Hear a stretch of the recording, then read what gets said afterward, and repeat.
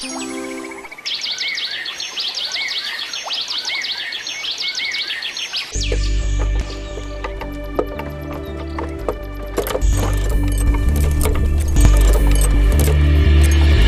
रात में आकाश काला नहीं था, वो डरावना था। बादल ऐसे गरज रहे थे जैसे कोई भूखा दानव पहाड़ों को चबा रहा हो। मोहन की झोपड़ी के भीतर का सन्नाटा बाहर के शोर से भी अधिक भयानक था। गुड़िया के फटे हुए बिस्तर के पास बैठी राधा की रुलाई अब सिसकियों में बदल चुकी थी। उसने मोहन की ओर देखा, जो एक कोने में सिर झुकाए बैठा था। कुछ तो बोलो मोहन। पीतल के लोटे भर गए, आंगन की मिट्टी बह गई, पर इसकी देह की आग नहीं बुझ रही। मोहन ने धीरे से सिर उठाया। उसकी आंखें लाल थीं, नींद की कमी से नहीं बल्कि बेबसी के बोझ से। क्या बोलूं राधा, गांव का हकीम कह चुका है कि जड़ी बूटियां असर नहीं कर रही हैं। साहूकार ने उधार देने से मना कर दिया है, क्योंकि मेरे हाथ अब लकड़ी काटने लायक नहीं बचे। तभी गुड़िया ने एक लंबी और कष्टदायक सांस ली। उसका छोटा सा शरीर बुखार की ऐंठन में धनुष की तरह मुड़ गया। बाबा, पानी, वो बुदबुदाई। मोहन झपट कर उसके पास पहुंचा। उसने मिट्टी के कुल्हड़ से पानी पिलाना चाहा, पर गुड़िया के होंठ इतने सूखे थे कि पानी की बूंदें वहीं जम गई। मोहन की आवाज में एक अजीब पत्थर जैसी दृढ़ता आ गई। राधा, अब प्रार्थना का समय निकल चुका है, अब युद्ध का समय है। युद्ध? किससे मोहन? नीलगिरी से। राधा का चेहरा पीला पड़ गया। उसने मोहन का हाथ पकड़ लिया। नहीं, उस नरभक्षी जंगल की ओर कदम भी मत रखना। लोग कहते हैं वहाँ हवाएं बातें करती हैं और पेड़ शिकार करते हैं। तो क्या मैं यहाँ बैठकर अपनी बेटी को मरते देखूं? वैद्य त्रिलोचन ने कहा था, नीलगिरी के उस पार जीवन पड़नी है। अगर वो सुबह से पहले नहीं आई तो ये घर कल शमशान होगा। मोहन ने अपनी पुरानी कुल्हाड़ी उठाई। उसके फल पर जंग लगा था, पर उसकी धार अब भी उसकी आंखों की तरह तेज थी। वो बारिश में बाहर निकला और सीधे वैद्य त्रिलोचन की कुटिया की ओर भागा। वैद्य अपनी पुरानी पोथियां समेट रहे थे। जब उन्होंने मोहन को इस हाल में देखा तो उनकी लंबी सफेद दाढ़ी कांप उठी। मोहन, तुम पागल हो गए हो? बाहर का मंजर देख रहे हो? वैद्य जी, मुझे रास्ते का नक्शा चाहिए। मोहन ने सीधे उनकी आंखों में देखकर कहा। वैद्य ने एक लंबी आह भरी। रास्ता नक्शों में नहीं, भाग्य में लिखा होता है बेटा। नीलगिरी का वो हिस्सा जिसे रजत वन कहते हैं, वहां जाने का मतलब है अपनी आत्मा का सौदा करना। वहां अमावस की रात को रक्षक नहीं, भक्षक जागते हैं। मेरे पास खोने के लिए आत्मा बची ही कहाँ है वैद्य जी? मेरी बेटी की हर सांस के साथ मेरी आत्मा मर रही है। वैद्य ने एक पुराना पीला पड़ चुका चमड़े का टुकड़ा निकाला।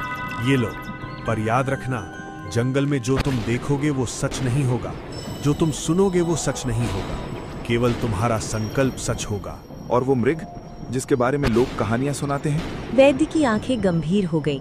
नीलवर्णी मृग, वो जंगल का विवेक है। अगर वो मिला तो या तो तुम बच जाओगे या फिर वही तुम्हारी बलि लेगा।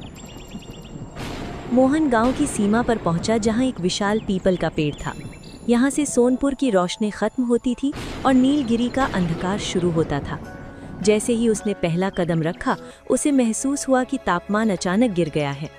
बारिश अब ठंडी सुइयों की तरह चुभ रही थी। रुक जाओ मुसाफिर, एक भारी और गूंजती हुई आवाज आई। मोहन ठिठक गया। उसने कुल्हाड़ी कस ली। झाड़ियों से एक आकृति निकली। वो कोई इंसान नहीं था, पर पूरी तरह जानवर भी नहीं। उसकी देह पर पत्तों जैसा आवरण था। कौन हो तुम? मैं वो हूँ जो यहाँ से लौटने वालों की गिनती करता है। आज की गिनती 0 है। लौट जाओ लकड़हारे। तुम्हारी कुल्हाड़ी ने इस जंगल के बहुत पेड़ों का खून बहाया है। आज जंगल हिसाब मांग रहा है। मोहन ने डर का घूंट पीकर कहा, अगर हिसाब चाहिए तो ले लेना, पर दवा ले जाने के बाद। आज एक पिता खड़ा है, लकड़हारा नहीं। वो आकृति धुएं की तरह गायब हो गई, पर उसकी हंसी जंगल में देर तक गूंजती रही। उसी समय नीलगिरी के दूसरी ओर स्थित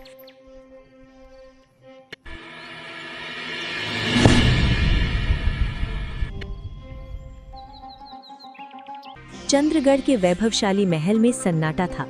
राजा अजयवीर अपने इकलौते पुत्र के शव के समान पड़े शरीर को देख रहे थे। महाराज, वैद्य हार चुके हैं। अब केवल कालाग्नि ही कुछ कर सकते हैं। कालाग्नि, एक तांत्रिक जिसके बारे में कहा जाता था कि उसने शमशान की राख से अपनी आयु बढ़ाई थी। वो दरबार में दाखिल हुआ।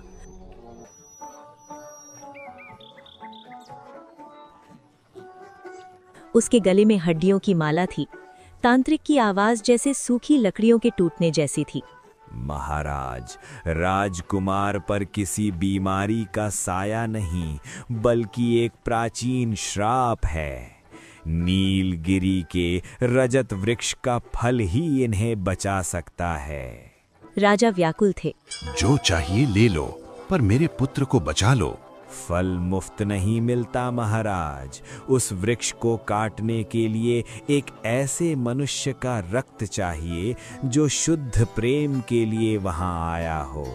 संयोग देखिए, आज रात एक ऐसा ही व्यक्ति जंगल में प्रवेश कर चुका है। मंत्री और तांत्रिक की आंखों में एक क्रूर चमक थी। उन्होंने राजा के पुत्र के बहाने अपनी अमरता का खेल शुरू कर दिया था।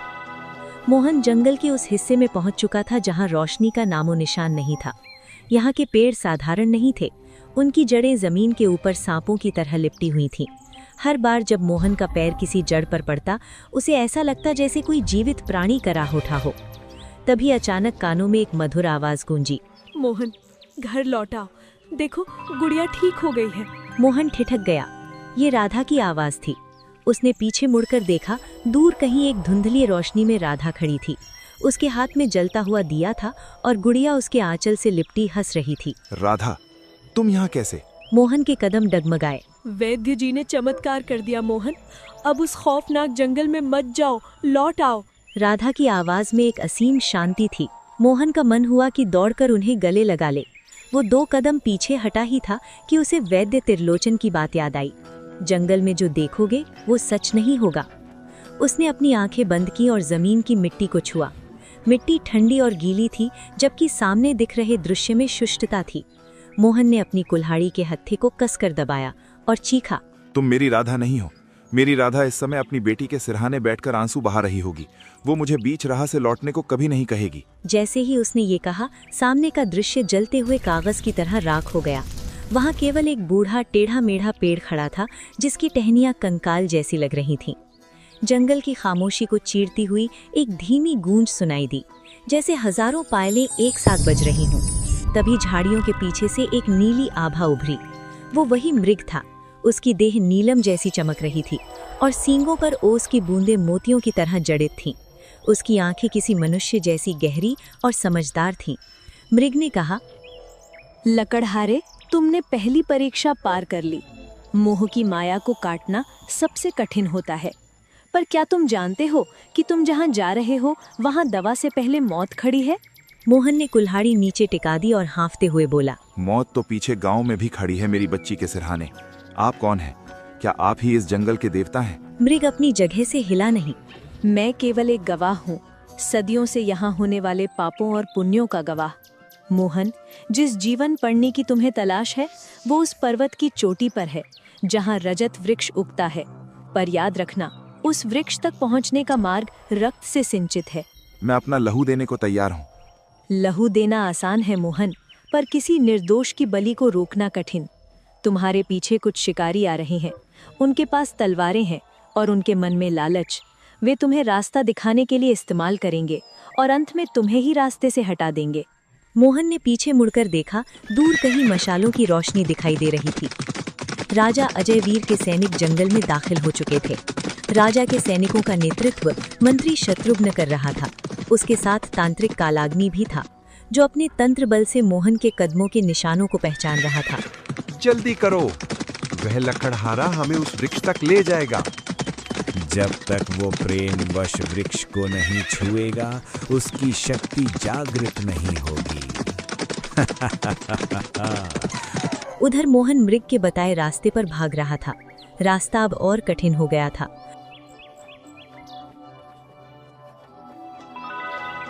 उसे एक विशाल खाई को पार करना था, जिसके नीचे काले पानी की नदी उफन रही थी।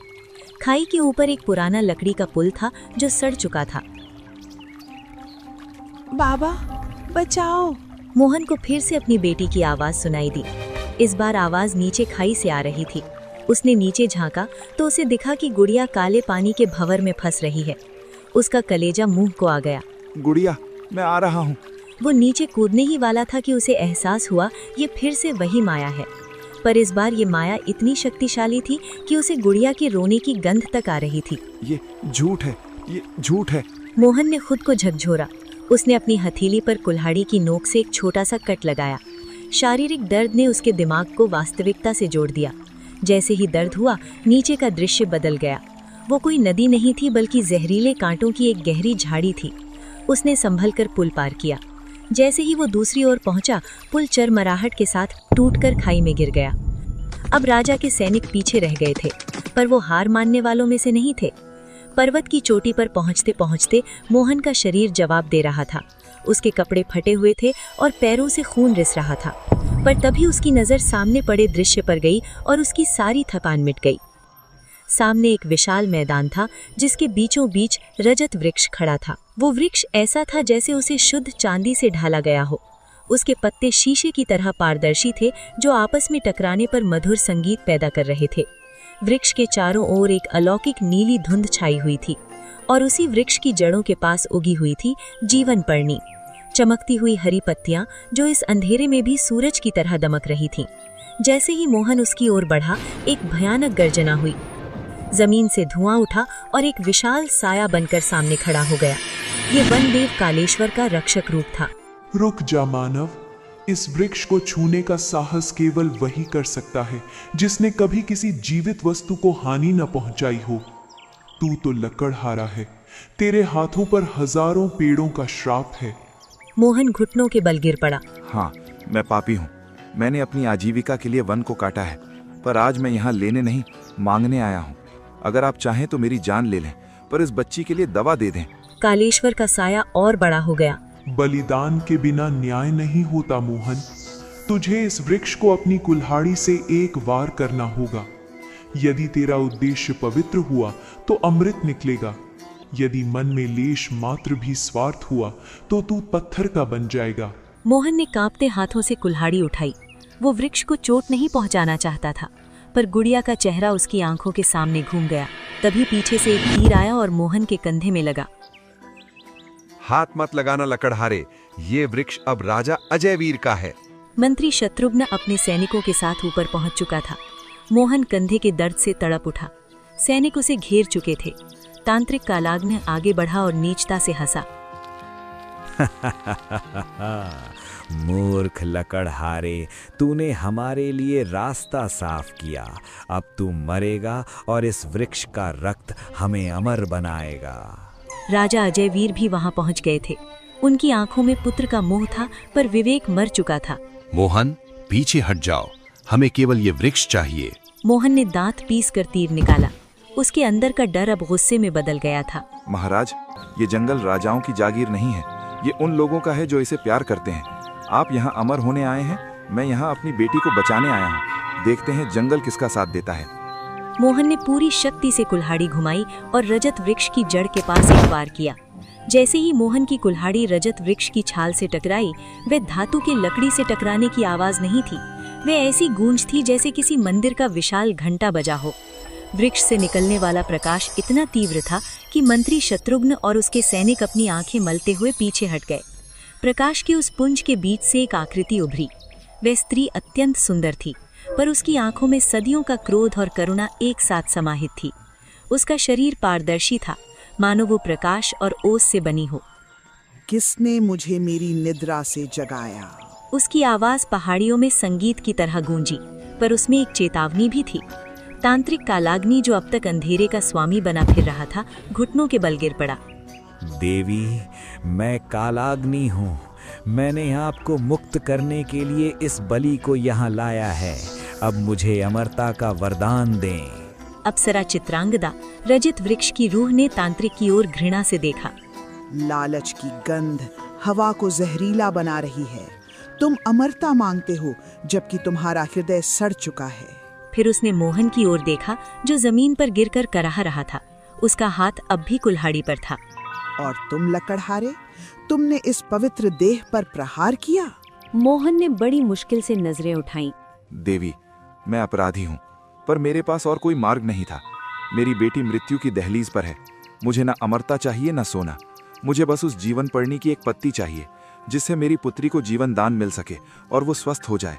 मुझ पर इतनी कृपा कीजिए। चित्रांगदा कुछ पल मौन रही। जीवन पर्णी प्रेम से पल्लवित होती है, लहू से नहीं। पर तुम्हारे प्रहार ने वृक्ष को नहीं बल्कि उस श्राप को चोट पहुंचाई है जिसने मुझे यहाँ कैद कर रखा था। मंत्री शत्रुघ्न ने देखा कि अवसर हाथ से निकल रहा है। उसने अपनी तलवार म्यान से निकाली और कहा, अमरता मिले ना मिले, ये खजाना और ये जादुई जड़ी बूटी राजा की होगी। सैनिकों, इस लकड़हारे को खत्म कर दो और वो पौधा उखाड़ लो। सैनिकों ने मोहन पर हमला कर दिया। मोहन घायल था, पर वो एक पिता था। उसने अपनी कुल्हाड़ी उठाई और एक घायल शेर की तरह दहाड़ा। जब तक मेरी सांस चलेगी तुम इस दवा को छू भी नहीं पाओगे। मोहन चिल्लाया। जंगल में लोहे से लोहा टकराने लगा। मोहन ने अपनी पूरी जिंदगी लकड़ी काटने में बिताई थी। उसकी भुजाओं में गजब की ताकत थी। उसने पहले 2 सैनिकों के वार को अपनी कुल्हाड़ी के हत्थे पर रोका और उन्हें पीछे धकेल दिया। पर वो अकेला था और सैनिक अनेक। राजा अजय वीर चिल्लाए, नहीं रुको, ये सब गलत हो रहा है। पर मंत्री शत्रुघ्न अब राजा के नियंत्रण में नहीं था। महाराज, आप कमजोर हैं। अगर राजकुमार को बचाना है तो हमें ये सब करना ही होगा। अचानक जमीन कांपने लगी। चित्रांगदा ने अपना हाथ हवा में लहराया। नीलगिरी, अपने शत्रु को पहचान। पेड़ों की जड़ें जो अब तक शांत थीं, अचानक जिंदा हो गईं। वे जमीन से बाहर निकलकर सांपों की तरह सैनिकों के पैरों में लिपट गईं। चीख पुकार मच गई। सैनिक अपनी तलवारों से जड़ों को काटने की कोशिश कर रहे थे, पर वे जड़ें पत्थर जैसी सख्त थीं। तांत्रिक कालाग्नि ने अपनी झोली से काली राख निकाली और मंत्र पढ़ने लगा। काली शक्तियों, इस वन की चेतना को बांध लो। हवा में काली धुंध छाने लगी जो चित्रांगदा की नीले प्रकाश को निगलने लगी। तभी चित्रांगदा की आवाज मोहन के मन में गूंजी। लकड़हारे, तांत्रिक के पास एक ताबीज है जो उसकी शक्तियों का केंद्र है। उसे नष्ट करो, वरना ये पूरा वन आज जल जाएगा। मोहन ने अपनी पीड़ा को भुला दिया। वो तांत्रिक की ओर झपटा। मंत्री शत्रुघ्न ने उसका रास्ता रोकना चाहा, पर मोहन ने अपनी कुल्हाड़ी के पिछले हिस्से से उसके सिर पर प्रहार किया और उसे किनारे फेंक दिया। तांत्रिक और मोहन के बीच अब बस कुछ ही फीट की दूरी थी। तांत्रिक ने एक जलती हुई खोपड़ी मोहन की ओर फेंकी। मोहन ने हवा में ही उसे कुल्हाड़ी से काट दिया। वो तांत्रिक के गले लग गया और उसके गले से वो काले पत्थरों वाला ताबीज खींच लिया। इसे छोड़ दो। तांत्रिक चिल्लाया। उसकी आवाज अब मानवीय नहीं रही थी। मोहन ने ताबीज को जमीन पर रखा और अपनी कुल्हाड़ी की पूरी ताकत से उस पर प्रहार किया। एक भयानक चीख के साथ तांत्रिक का शरीर धुएं में बदलने लगा। काली धुंध छट गई। मैदान में सन्नाटा छा गया। सैनिक भाग चुके थे। तांत्रिक राख बन चुका था और मंत्री शत्रुघ्न अचेत पड़ा था। राजा अजय वीर घुटनों के बल बैठे रो रहे थे। तभी राजा ने सिसकते हुए कहा, देवी, मैं अपने पुत्र के मुंह में अंधा हो गया था। मैंने एक मासूम पिता की जान जोखिम में डाली। मुझे दंड दें। चित्रांगदा मोहन के पास पहुंची। मोहन अब पूरी तरह निढाल हो चुका था। मोहन, तुमने वन की रक्षा की है। जीवन पर्णी तुम्हारी है, पर क्या तुम जानते हो कि इसका मूल्य क्या है? मोहन ने कांपते हाथों से दवा की ओर इशारा किया। चाहे जो भी हो, मेरी गुड़िया की जिंदगी से ज्यादा कीमती तो नहीं है मेरे लिए। बस मेरी गुड़िया बच जाए। चित्रांगदा ने एक गहरी सांस ली। ये जड़ी बूटी केवल एक ही जीवन को पूर्ण रूप से स्वस्थ कर सकती है, पर तुम्हारे घाव गहरे हैं। अगर तुम इसे अपनी बेटी को देते हो तो तुम इस वन का हिस्सा बन जाओगे। तुम कभी अपने घर नहीं लौट पाओगे। तुम्हें वन रक्षक बनकर यहाँ सदा के लिए रहना होगा। मोहन की आंखों में आंसू आ गए। उसे राधा का चेहरा याद आया, उसकी हंसी, उसका इंतजार। क्या वो ठीक रहेगी? हाँ, वो और राजा का पुत्र दोनों स्वस्थ होंगे, पर तुम्हें यहाँ एक पेड़ की तरह जमना होगा जो सदियों तक इस वन की रक्षा करेगा। मोहन ने मुस्कुराते हुए अपनी आंखें बंद कर ली। एक पिता के लिए उसकी संतान का जीवन ही उसका पुनर्जन्म है। मुझे स्वीकार है। महाराज, इसे लेकर जाएं। आधा राजकुमार को दें और आधा उस गांव की बच्ची को। ये मोहन का दान है। राजा ने कांपते हाथों से वो अर्घ लिया और कहा, और मोहन का क्या होगा? मोहन अब नीलगिरी का हृदय है। जैसे ही राजा वहां से प्रस्थान करने लगे, उन्होंने पीछे मुड़कर देखा।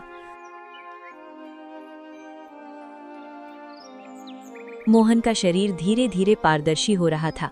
उसके पैरों की जगह जड़ें निकल रही थीं और उसकी कुल्हाड़ी एक चमकते हुए पत्थर में तब्दील हो गई थी, जो अब वन का रक्षक स्तंभ था। तभी मोहन ने कहा, देवी चित्रांगदा, क्या मैं कभी अपनी राधा को छू सकूंगा? क्या मैं अपनी गुड़िया को देख सकूंगा कि वो हंस रही है या रो रही है? चित्रांगदा ने उसकी आंखों में देखा, जिनमें अब आंसू नहीं बल्कि गोंद जैसा तरल पदार्थ था। मोहन, तुमने अमृत को चुना है। अमृत का अर्थ है शाश्वत होना, और शाश्वत होने के लिए वर्तमान का मोह छोड़ना पड़ता है। तुम उन्हें छू नहीं सकोगे, पर जब हवा चलेगी और उनके बालों को छुएगी तो वो तुम्हारा स्पर्श होगा। जब वे जंगल की ओर देखेंगी और उन्हें शांति मिलेगी तो वो तुम्हारी मुस्कुराहट होगी। मोहन का धड़ अब पूरी तरह छाल से ढक चुका था। उसकी कुल्हाड़ी जो उसके पास पड़ी थी धीरे धीरे नीली रोशनी सोखने लगी और एक विशाल रक्षक स्तंभ बन गई। तो यही मेरा भाग्य है। राजा अजयवीर जब पर्वत से नीचे उतरे तो उनकी आंखों में वो अहंकार नहीं था जो लेकर वे आए थे। उनके हाथों में वो पीतल का पात्र था जिसमें 2 जिंदगियों का सार और एक पिता का बलिदान बंद था।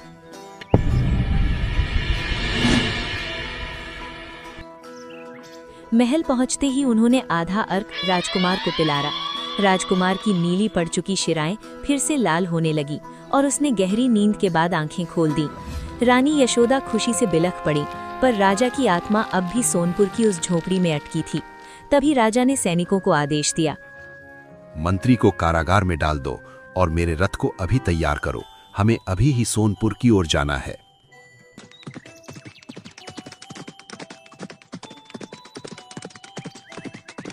जब राजा सोनपुर पहुंचे तो भोर होने वाली थी। मोहन की झोपड़ी के बाहर राधा अब भी उसी जगह बैठी थी जहां मोहन उसे छोड़कर गया था। वो पत्थर की मूरत बन चुकी थी। राजा ने पात्र राधा की ओर बढ़ाया। ये लो देवी, तुम्हारे पति ने पूरे नीलगिरी को जीत लिया है। ये तुम्हारी बेटी का जीवन है। सोनपुर में गुड़िया तो ठीक हो गई,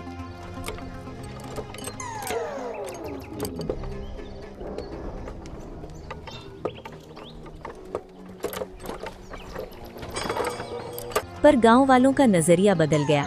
लोग मोहन को जादूगर या शापित मानने लगे। गांव के मुखिया ने उसके घर के बाहर चिल्लाकर कहा, राधा, तेरा पति उस शापित जंगल में गया और लौटा नहीं। वो राक्षस बन गया होगा। तू और तेरी बेटी इस गांव के लिए अशुभ हो। राधा जो अब तक खामोश थी बाहर निकली। उसकी आंखों में वो आग थी जो मोहन को वन भेजते समय नहीं थी। मुखिया जी, जिस पति को आप राक्षस कह रहे हैं उसी के कारण आज सोनपुर में बारिश हुई है और आपकी फसलें बची हैं। अगर मेरा पति शापित है तो उसका दिया हुआ पानी और अन्न क्यों खा रहे हो?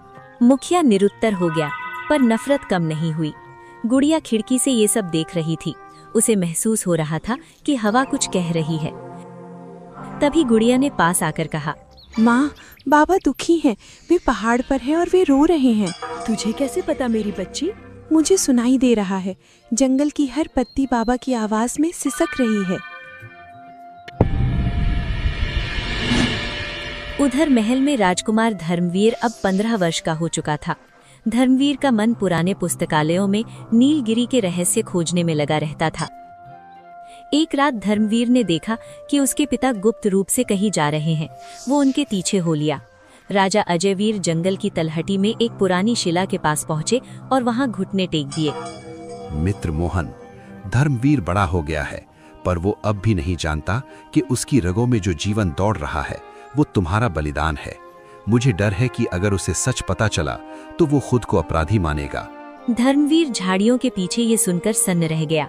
उसकी बीमारी, उसका जीवन सब एक अजनबी के त्याग पर टिका था। तभी एक नीली रोशनी चमकी। नीलवर्णी मृग धर्मवीर के सामने प्रकट हुआ। तभी मृग की आवाज उसके मन में गूंजी, सत्य भारी होता है राजकुमार। क्या तुम इस बोझ को उठाने के लिए तैयार हो, या तुम भी अपने पूर्वजों की तरह केवल सत्ता के पीछे भागोगे? मुझे तलवार नहीं, वो सत्य चाहिए जिससे मैं उस कर्ज को चुका सकूं। तांत्रिक कालाग्नि पूरी तरह मरा नहीं था। उसकी आत्मा का एक अंश उस टूटे हुए ताबीज में रह गया था जिसे मोहन ने कुल्हाड़ी से तोड़ा था। उस ताबीज का एक टुकड़ा मंत्री शत्रुघ्न ने जेल जाने से पहले अपने पास छिपा लिया था।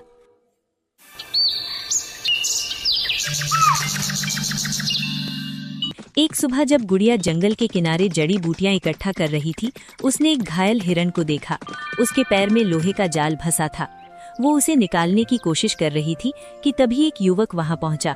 वो धर्मवीर था। सावधान, ये जाल जहरीला हो सकता है। गुड़िया ने सिर उठाकर देखा। जहर केवल लोहे में होता है, हृदय में नहीं। अगर आप मदद नहीं कर सकते तो बाधा मत बनिए। धर्मवीर उसकी निर्भीकता देख प्रभावित हुआ। उसने अपनी छोटी कटार निकाली और बड़ी कुशलता से जाल काट दिया।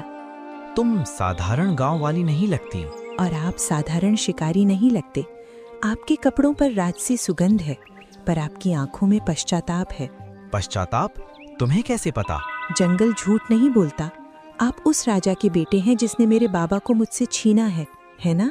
दोनों के बीच एक लंबा सन्नाटा छा गया। वो नफरत का सन्नाटा नहीं था, बल्कि दो ऐसी आत्माओं का मिलन था जो एक ही कहानी के दो अलग अलग सिलों पर खड़ी थीं। अचानक आकाश काला पड़ गया।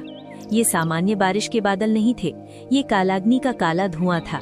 जंगल के जानवर डरकर भागने लगे। गुड़िया ने पहाड़ की ओर देखते हुए कहा, वे आ रहे हैं।